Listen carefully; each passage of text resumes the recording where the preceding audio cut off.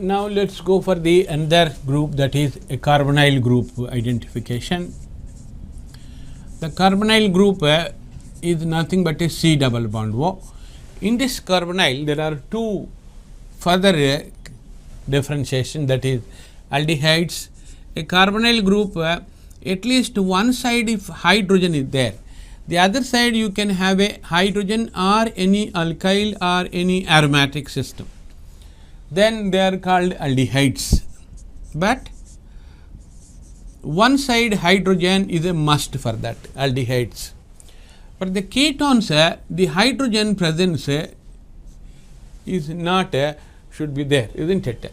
So both the sides either alkyl only or one side alkyl, one side aromatic system, or both the sides aromatic also allowed, but hydrogens are not allowed. Both alkyl saturated system, aliphatic system, one aromatic, one aliphatic, or both aromatic allowed. Here one side hydrogen is a must, the other side you have an option of hydrogen, option of alkyl, option of aromatic.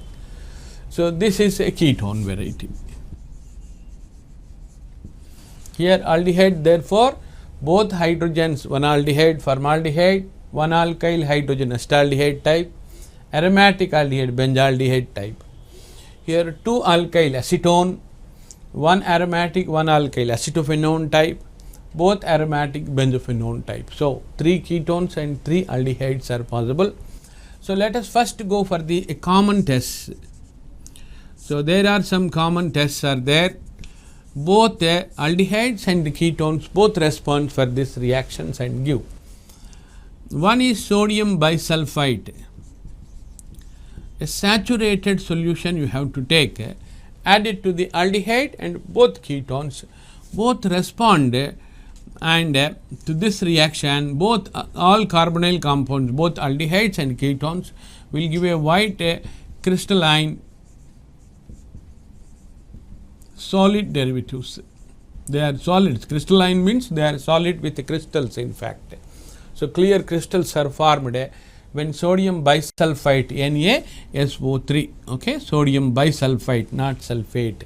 Sodium bisulfite dissolve in water, only limited water, saturated solution you will get. That saturated solution added to the aldehydes or ketones, immediate white crystalline solids are formed. You have a reaction with HCN, but derivative is not visible.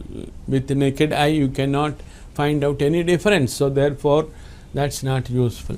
But the test like hydrazine, sodium, that is NH2OH, will get a white colored compound. Oximes are formed. So the derivatives are called oximes.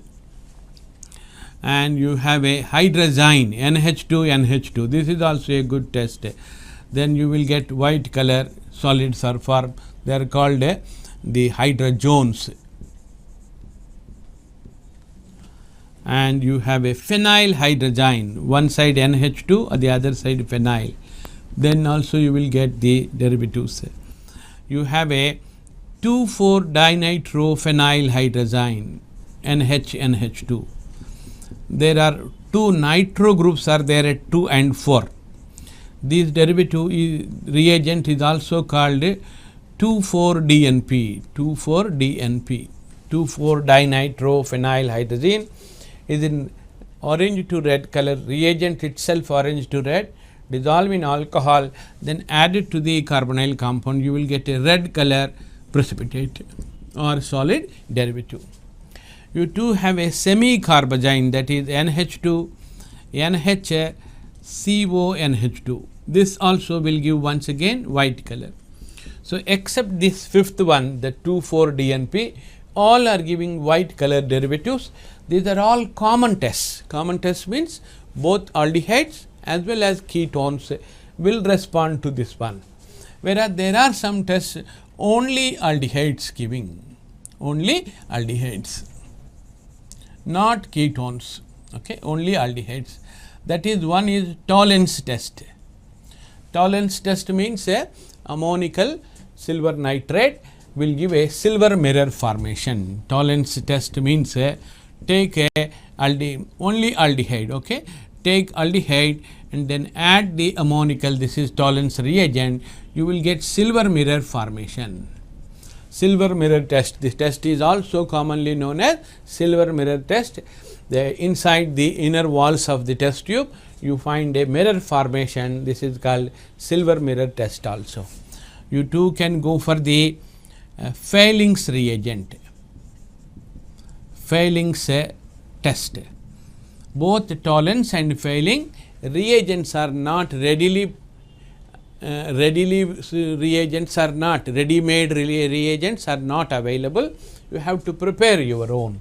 Tolerance reagent is take silver nitrate, add a few drops of sodium hydroxide, get precipitated to mud color, then add excess of ammonium hydroxide, a clear solution is known as tolerance. Similarly, Fehling A is copper sulfate blue colored solution, Fehling B is sodium potassium tartarate in alkaline medium, both you mix A and B, then Fehling reagent is ready. That reagent when you add the aldehydes only will give again the test, then you will get a Cu2O, a red color precipitate is formed, cuprous oxide, that is Cu2O. CuO will be there initially, that is converted to Cu2O in the Fehling test. Similarly, shift test. Shift test you can prepare, but not for longer time, you cannot store. Once again, that is a para-rosanilin you take, dissolve in the acidic medium in water, and then pass the sulfur dioxide, you will get a clear solution, that is called Fuchsine solution or Schiff reagent. The Schiff reagent is colorless, but when you add aldehyde, immediately again pink color is formed. So, for the Schiff test you will get a pink coloration. This is the confirmation test for the aldehydes. You too can go for the Benedict's test, that is in lieu of this Fehling's test. Fehling's test will contain copper sulfate solution plus sodium potassium tartarate. In the place of tartarate ions, if you have citrate ions, the test is known as Benedict test. Again there also you will get red color precipitate of the cuprox. These three tests, if it is given by the carbonyl compound, it is aldehyde. Okay. These 6 tests are given by both aldehydes as well as ketones. A compound that gives white coloration with the hydroxylamine, but no one of these tests, therefore it is ketone. It gives this as well as tolerance, let us say it is aldehyde. Aldehydes are common test gives, and also aldehyde test also comes. Common test giving but not aldehyde test means it is ketone.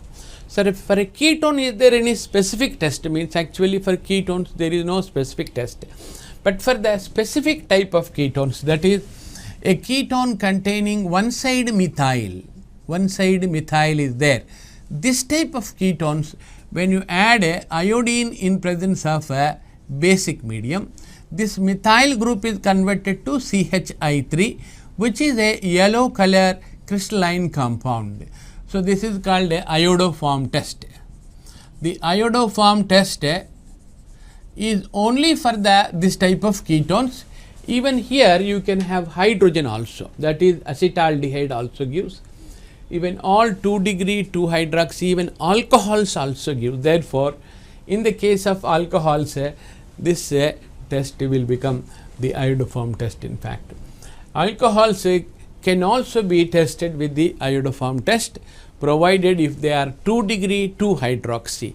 In addition to the Lucas test, that is the concentrated HCl anhydrous zinc chloride, when you add it on the alcohols, all alcohols will give, but 3 degree 0 time, 2 degree 5 to 10 minutes, 1 degree very slowly, or on heating gives. That is another test for the alcohols we can use.